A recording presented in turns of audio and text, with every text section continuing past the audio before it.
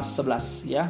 Keseimbangan benda tegar pada fisika kelas 11 SMA dengan subtopik syarat benda setimbang ya. Syarat benda setimbang, keseimbangan benda tegar bagian kedua. Oke, kita lanjut saja karena kita bicara tentang keseimbangan benda tegar ya. Pastikan sudah kalian tonton keseimbangan benda tegar bagian pertama. Kita lanjut saja. Apa yang dimaksud dengan keseimbangan benda tegar? Pada prinsip benda setimbang, ya, pada prinsip benda setimbang, suatu sistem dikatakan setimbang kalau dia memenuhi dua syarat. Yang pertama adalah memenuhi keseimbangan atau kesetimbangan hukum Newton. Ya, kalian sudah pelajari ini di kelas 10. Apa saja sih syarat dari keseimbangan hukum Newton? Yang pertama, sigma Fx sama dengan 0. Yang kedua, sigma Fy sama dengan 0. Itu yang pertama. Jadi memenuhi keseimbangan hukum Newton. Sigma Fx sama dengan 0 dan sigma Fy sama dengan 0. Nah, itu dia yang pertama. Syarat benda setimbang memenuhi keseimbangan hukum Newton. Tetapi ingat, suatu benda setimbang juga harus memenuhi keseimbangan torsi atau momen gaya. Saya ulangi. Yang kedua adalah memenuhi keseimbangan torsi atau momen gaya. Ya.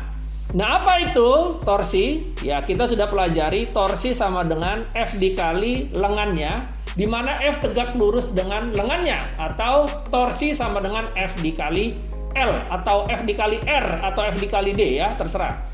Nah, karena wajib memenuhi keseimbangan torsi atau momen gaya, maka syarat yang kedua ini harus dipenuhi, yaitu sigma tau sama dengan 0, atau sigma dari tau sama dengan 0. Jadi harus memenuhi dua syarat kesetimbangan. Kesetimbangan Newton dan keseimbangan torsi atau momen gaya. Oke? Nah, sekarang kita lanjutkan. Ya. Dalam menentukan kesetimbangan itu, apa yang wajib kita ingat? Nah, kuncinya itu dalam menentukan kesetimbangan adalah harus bisa gambar semua gaya pada sistem. Jadi balik lagi pada pelajaran kelas 10 harus bisa menggambar semua gaya-gaya pada sistem. Masih ingat kan? Ada minimal 5 gaya yang wajib digambar pada suatu sistem. Yang pertama gaya yang wajib, yaitu gaya berat. Sedangkan yang kedua adalah gaya yang tidak wajib atau sesuai kondisi. Apa saja itu? Yang pertama gaya normal, yang kedua gaya tarik, yang ketiga gaya dorong, yang keempat gaya gesek, ya, dan yang terakhir gaya tegangan tali. Masih ingat ya? Jadi harus bisa gambar semua gaya pada sistemnya. Nah, untuk memastikan kalian paham tentang kesetimbangan pada kesetimbangan benda tegar, kita lihat contoh soalnya deh. Nih kita lihat ini ya. Ini ada soal nih. Nah, jadi sebuah batang homogen, ya, sebuah batang homogen digantung seperti gambar. Batang homogen itu kita sebut batang AB sepanjang 3 meter. Bermasa 4 kg dipasang seperti gambar. Jika batang dalam keadaan seimbang, tentukan yang pertama adalah berapakah gaya tegangan tali, sedangkan yang B berapakah gaya engsel. Nah, seperti yang saya sebutkan tadi, untuk mencari kesetimbangan benda tegar harus memenuhi dua kesetimbangan. Yang pertama kesetimbangan Newton, yang kedua kesetimbangan torsi, ya. Nah, tadi sudah saya sebut kita harus bisa menggambar semua gaya-gaya pada sistem. Jadi ini batang homogen dikaitkan dengan sebuah tali, ya. Yuk kita mulai dulu. Analisis gaya pada sebuah sistem. Yang pertama apa? Jelas. Yang pertama adalah gaya berat. Setuju ya? Karena batang homogen ini kan mempunyai berat di pusat masanya tentunya. Nah, kita katakan itu sebagai W. Nah, lalu kita masuk nih. Karena disangkutkan atau dikaitkan dengan tali, berarti kita punya tegangan tali. Nah, ini dia T. Nah, dengan suatu sudut theta yang mengapit tali dan batang homogen, jadi theta ini antara tegangan tali dengan batangnya ya. Berarti si T ini wajib diproyeksikan, betul? Yang pertama itu menjadi T cos theta, setuju? Yang kedua sebagai T sin theta, betul ya? Setuju? Nah, lanjut apa lagi? Lanjut. Karena si engsel di sini bersentuhan dengan dinding, berarti si engsel ini punya gaya normal. Setuju ya? Disebut dengan gaya normal. Tetapi ingat, si engsel ini kan supaya dia tetap bertahan, ingat, di engsel itu kan ada gerakan. Kadang kalau dia nggak ditahan, berarti dia akan jatuh. Berarti di engsel ada namanya gaya gesek. Ya, disebut dengan gaya gesek. Nah, inilah ya gaya-gaya pada sistem harus dipahami dan wajib digambar. Ya. Nah, saya ulang sekali lagi, saya review analisis gayanya apa saja, kita review ya. Yang pertama adalah gaya berat. Ini yang wajib, betul? Lalu gaya-gaya yang sesuai kondisi apa? Yang pertama adalah normal. Yang mana normal? Kalau ada sentuhan, berarti di sini ada normalnya. Tuh, yaitu nih. Ingat, normal tegak lurus dengan sentuhan. Masih ingat ya syaratnya? Nah, terus apa lagi? Kita cek lagi setelah gaya normal apa? Gaya tegangan tali. Oke, kita udah gambar. Betul ya? Ingat, tegangan tali kita gambar dan kita proyeksikan karena tidak sesuai dengan sumbu ya. Apalagi? Nah, ada friction. Nah, friction terjadi di mana? Di sini, di engsel ini nih. Dia kan kalau nggak ditahan jatuh ke bawah, betul ya? Ingat, gaya gesek berlawanan dengan gerakan sistem atau gerakan benda. Makanya F-nya ke atas. Oke, jelas sampai situ? Lalu apa lagi? Gaya dorong atau gaya tarik. Ya, di sini dalam hal ini nggak ada F-nya. Oke, tapi paling nggak di sini kan analisis gayanya harus kamu ingat. Ada gaya yang wajib dan ada gaya yang kondisional. Ya. Yang W adalah gaya berat wajib, sedangkan NT, force dan friction itu adalah gaya kondisional. Oke? Nah, setelah kita gambar, baru kita masuk ke dalam kesetimbangan torsi. Loh, gimana itu? Ya, kita sama-sama ya. Nah, dikatakan setimbang, perhatikan, di sini kita kerjakan bareng-bareng. Dikatakan setimbang apabila memenuhi dua kesetimbangan, yaitu pada hukum Newton, yaitu apa? Sigma Fx-nya sama dengan 0, oke. Lalu sigma Fy-nya sama dengan 0. Dan yang kedua adalah kesetimbangan torsi, berarti sigma tau sama dengan 0. Ingat, kalau bicara torsi berarti ada apa? Ada sistem acuan. Titik acuannya di mana? Oke, kita masuk dulu yang pertama. Oke, yang pertama kita masuk dulu, ya oke. Sigma Fx sama dengan 0. Oke, sigma Fx sama dengan 0. Yang mana X-nya? X berarti ya sumbu X. Kalau kita lihat yang mana sumbu X-nya? Berarti yang memenuhi adalah T cos theta dan normal. Ya, T cos theta dan normal. Berarti kita akan tulis T cos theta dikurang normal sama dengan 0. Ya.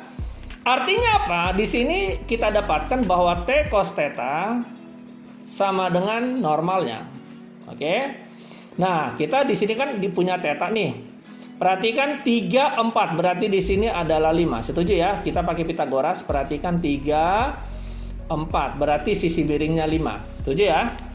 Nah, dari sini kita akan analisis ya dengan theta ada di sini. Perhatikan di sini ada theta. Ini 3, ini 4, ini 5. Berarti apa? Cos theta sama dengan 3/5, betul? Dan sin theta sama dengan 4/5. Oke. Nah, ini data kita pakai. Tetapi di sini T cos theta sama dengan N belum bisa diselesaikan karena T-nya nggak ada. Oke, kita masuk yang kedua, yaitu apa? Sigma Fy sama dengan 0. Yuk kita baca siapa aja sigma Fy-nya sama dengan 0. Nah, ya. Yang pertama T sin theta, lalu friction, lalu W. Setuju ya? Ada 3 tuh, ada 3 ya. Jadi kita akan tulis T sin theta ditambah friction dikurang W sama dengan 0. Oke? T sin theta ditambah F dikurang W sama dengan 0. Setuju? Nah, dalam hal ini juga nggak bisa diselesaikan. Karena frictionnya nggak ada, ya T-nya juga tidak ada. Nah, tapi nggak apa-apa, kita masuk yang kedua. Apa yang kedua? Yang kedua adalah kesetimbangan torsi. Sigma tau sama dengan 0. Taunya di mana? Di engsel. Nih, ini jadi acuan.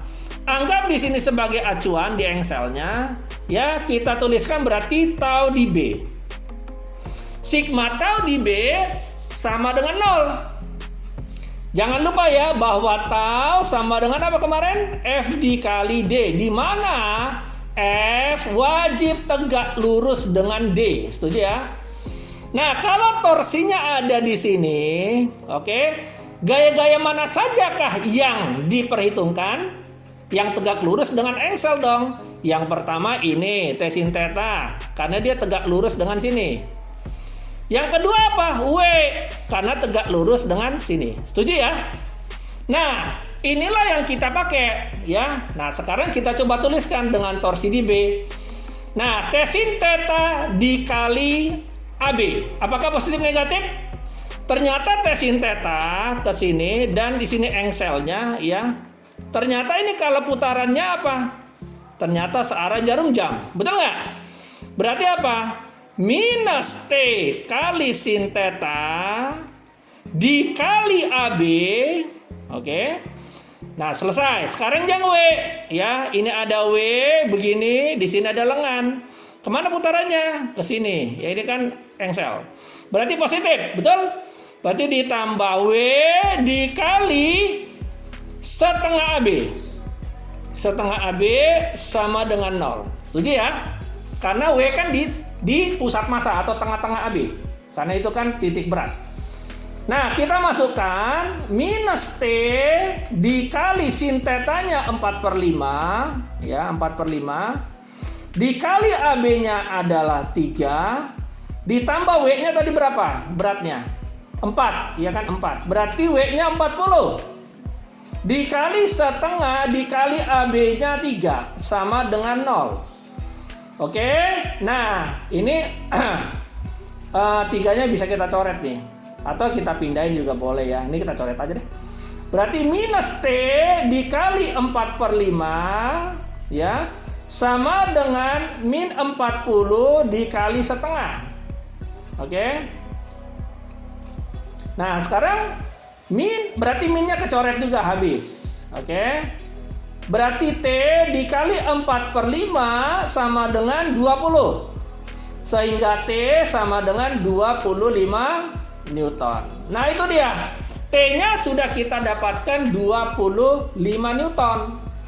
Nah karena kita dapat T sama dengan 25 Newton, otomatis kita dapatkan ini nih. Betul nggak? Betul? Kita dapatkan T dikali cos theta sama dengan N. Betul?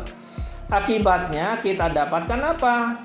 25 dikali cos theta-nya 3/5 ya, sama dengan normal. Atau kita dapat normalnya adalah 15 Newton. 15 Newton. Ya, normal 15 Newton. Nah, bagaimana dengan T sin theta ditambah F dikurang W? Ya, kita lanjutkan aja. Berarti kita masukkan kemarin lagi. T-nya tadi 15 dikali sin theta-nya 4/5 ya. Sin theta 4/5. Oke. 4/5, betul? 4/5 ditambah friction dikurang W. W-nya berapa? W-nya 40 sama dengan 0. Sehingga ini berapa nih? 12 ditambah F dikurang 40 sama dengan 0. Betul? Jadi kita akan dapatkan ini. F-nya sama dengan 28 Newton. Nah, frictionnya 28 Newton. Nah, kita udah ketemu F dan kita juga udah ketemu N.